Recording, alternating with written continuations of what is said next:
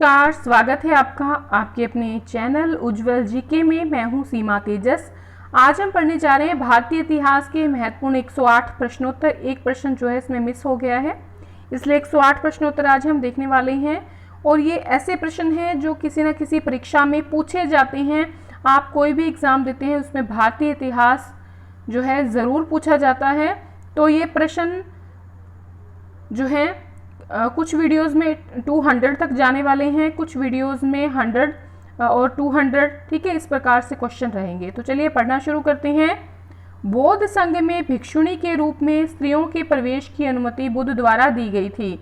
तो कहाँ पर दी गई थी? वैशाली में दी गई थी। बौद्ध जो संघ था उसमें भिक्षुणी के रूप में स्त्रियों के प्रवेश की अनुमति जो बुद्ध थे, महात्मा बुद्ध, उन्होंने अपने शिष्य के कहने पर दी थी।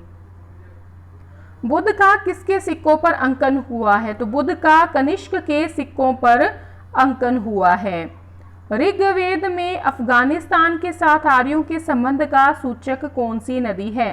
खुबा है और क्रमू है, ठीक है।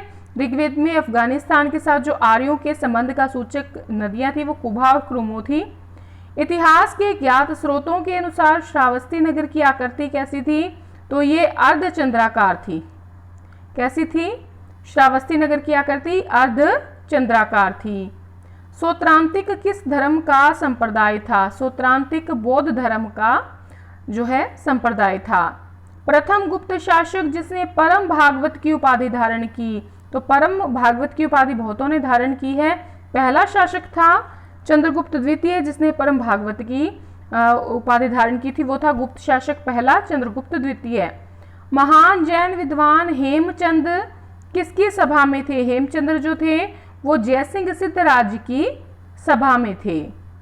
शुंग वंश का संस्थापक था भागभद्र। कौन था? भागभद्र जो है शुंग वंश का संस्थापक था। गीत गोविंद की बात करें तो गीत गोविंद के रचयिता जो थे वो जयदेव थे। कौन थे? जयदेव थे गीत गोविंद के रचयिता। औरंगजेब कौन सा वाद्य यंत्र बजाता था? तो वीणा को बजाते थे औरंगजेब, वीणा। और संगीत पर सबसे ज्यादा जो पाबंदी लगाई है वो औरंगजेब ने ही लगाई है।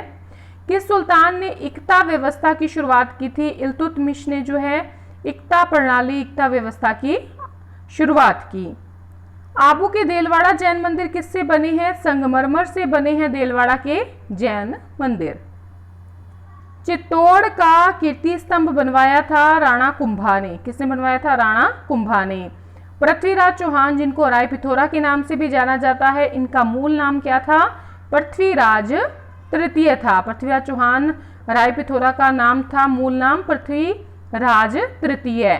स्वतंत्रता आंदोलन में पहली बार जेल जाने वाले स्वतंत्रता संग्राम सेनानी जो थे वो बाल गंगाधर तिलक थे। बाल गंगाधर तिलक।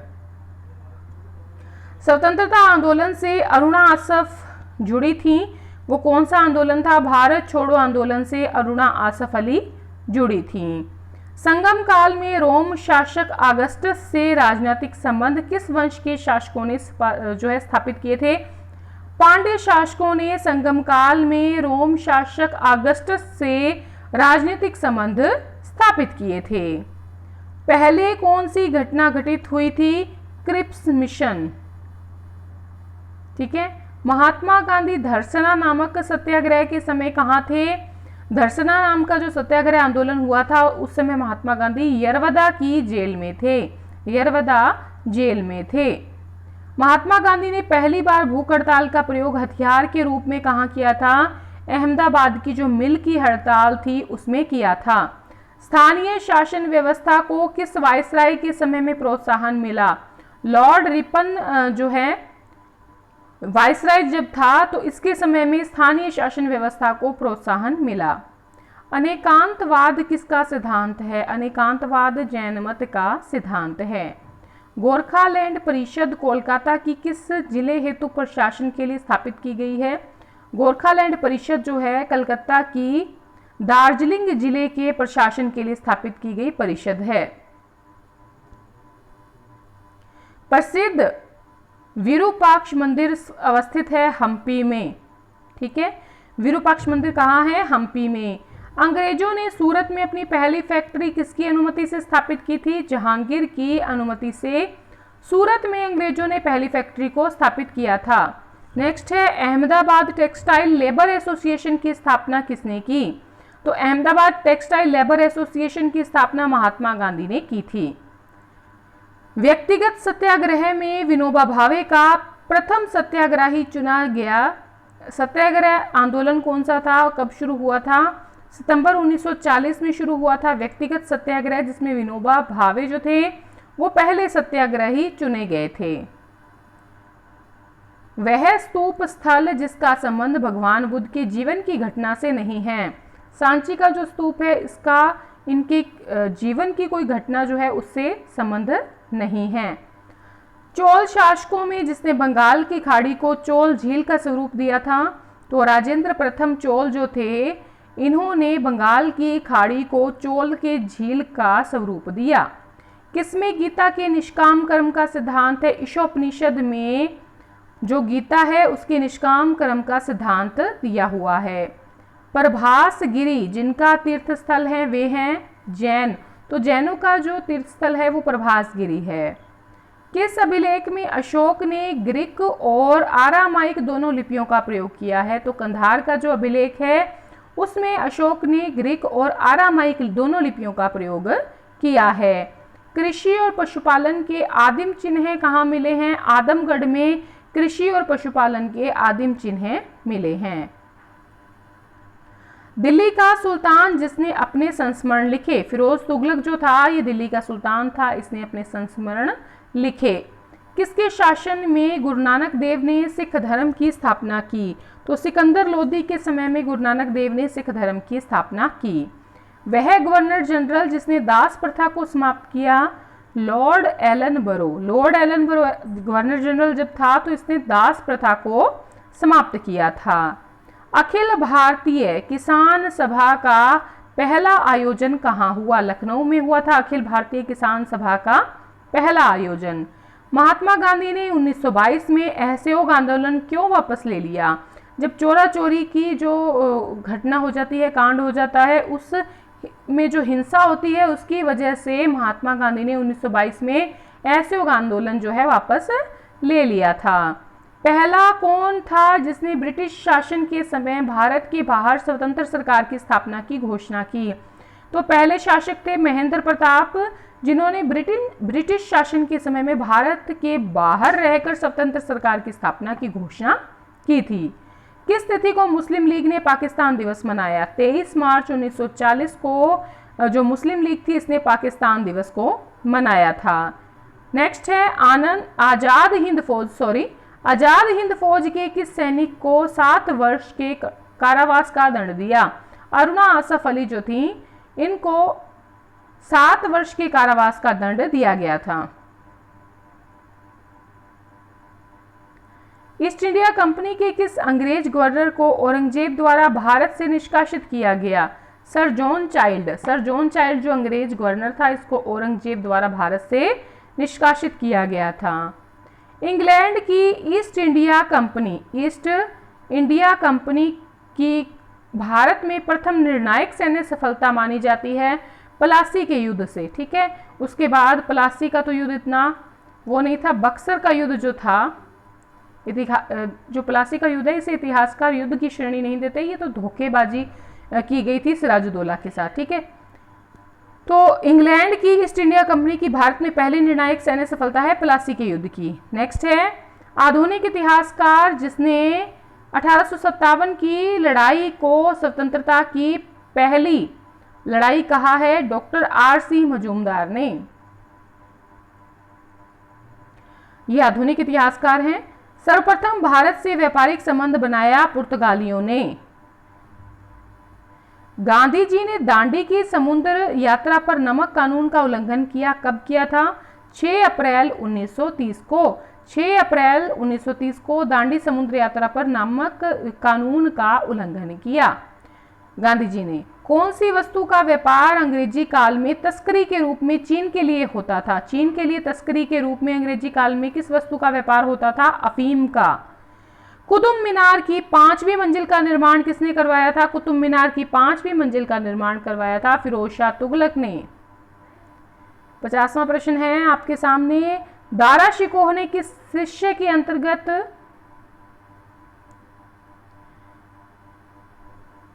उपनिषदों का फारसी में अनुवाद किया? मज़्म उल बहरीन, मज़्म उल बहरीन के अंतर्गत उपनिषदों का फारसी में अनुवाद किया। हरिसेन किसका राज दरबारी कवि था? समुद्रगुप्त का जो है राज दरबारी कवि था हरिसेन। गुप्त काल की सोने की मुद्रा को कहा जाता था दिनार। क्या कहा जाता था? दिनार कहा जाता था। कुमार संभव महाकाव्य को किसने रचा? कालिदास ने कुमार संभव महाकाव्य को रचा। नालंदा विश्वविद्यालय की स्थापना गुप्त युग में हुई। नेक्स्ट है, गुप्त युग में भू राजस्व की दर क्या थी? जो उपज का छठा भाग है वो गुप्त युग में भू राजस्व के रूप में लिया जाता था। नगरों की क्रमिक पतन की किस युग की विशेषता है? नगरों का जो क्रमिक पतन होने लग गया था वो गुप्त युग की विशेषता है।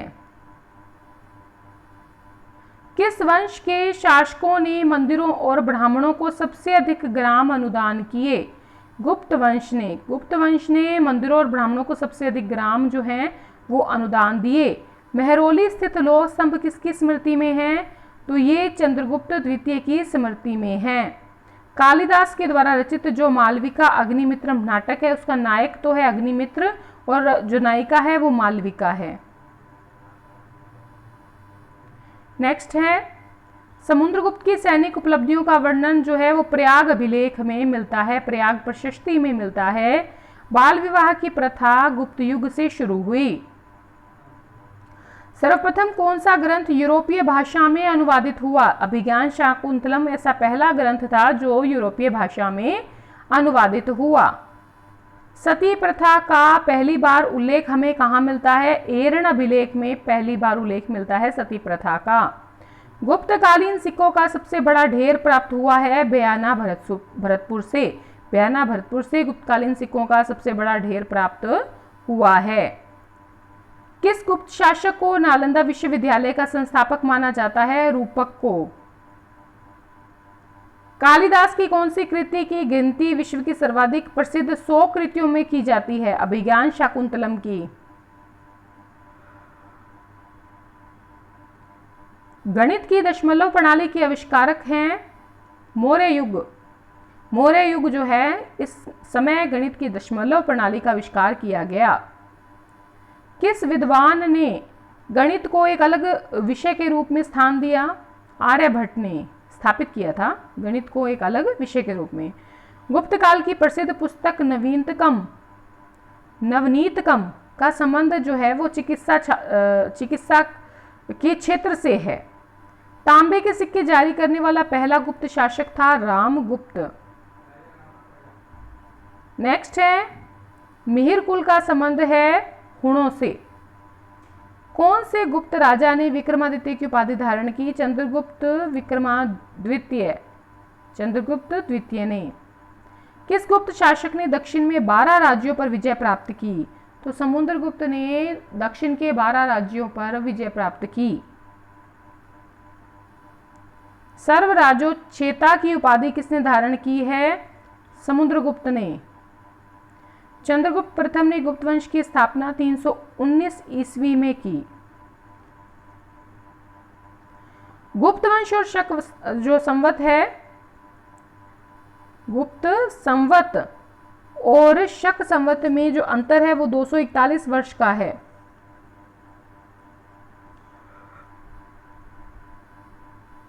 नेक्स्ट है, किस वंश के शासकों ने चांदी की मुद्राओं का प्रचलन किया? गुप्त वंश के शासकों ने चांदी की मुद्राओं का प्रचलन किया। किसने समुद्रगुप्त को भारत का नेपोलियन कहा है? विंसेंट स्मिथ ने समुद्रगुप्त को भारत का नेपोलियन कहा है। गुप्त काल में प्रमुख शिक्षा के केंद्र कौन कौन से थे? पाटलिपुत्र था, उज्जैनी था। गुप्त वंश का अंतिम शासक कौन था? अंतिम शासक था विष्णुगुप्त। सती होने का प्रमाण पहली बार मिलता है 510 ईस्वी में। सूर्य सिद्धांत नामक ग्रंथ लिखा आर्यभट्ट ने? नालंदा विश्वविद्यालय की स्थापना जो हुई थी वो 415 से 454 ईस्वी के मध्य हुई थी। पुष्यभूति वंश की स्थापना की थी पुष्यभूति वर्धन ने।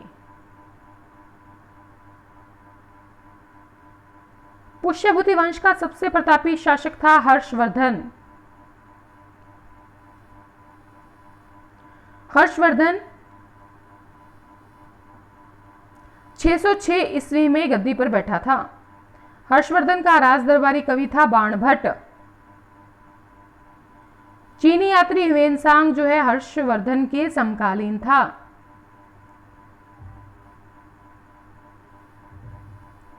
किस व्यक्ति को द्वितीय अशोक कहा जाता है? हर्षवर्धन को। अंतिम बौद्ध राजा कौन था जो संस्कृत का महान विद्वान था? हर्षवर्धन। हर्षचरित के किसके द्वारा रचित है? बाणभट्ट के द्वारा रचित है।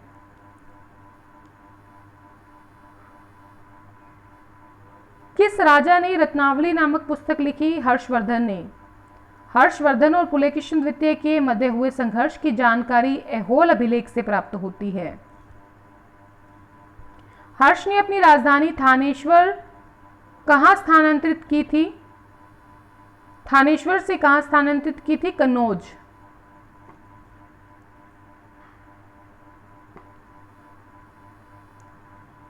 नेक्स्ट है सकलोत्तरापथनाथ कहा गया है हर्षवर्धन को।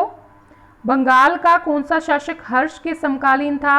शशांक बंगाल का शासक था। गुप्त वंश के पश्चात उत्तर भारत में बड़े भाग का पुनर्गठन किया हर्षवर्धन ने। हर्ष के शासनकाल में उत्तर भारत का सबसे महत्वपूर्ण शहर बन गया था कन्नौज। हर्षवर्धन अपनी धार्मिक सभा प्रयाग में करता था। हर्षवर्धन की राजधानी थानेश्वर वर्तमान में हरियाणा में स्थित है। वर्तमान में कन्नौज जो है वो यूपी में है। ह्वेनसांग की भारत यात्रा के समय सूती जो कपड़े थे उनके उत्पादन के लिए सबसे प्रसिद्ध नगर मथुरा था। यात्रियों में राजकुमार कहा जाता है ह्वेनसांग को।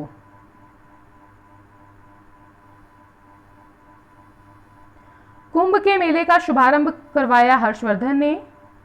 दक्षिण भारत में एरी पत्ती का मतलब था जलाशय की भूमि। पुष्यभूति काल में राज्य की आय का मुख्य साधन था भूमि कर।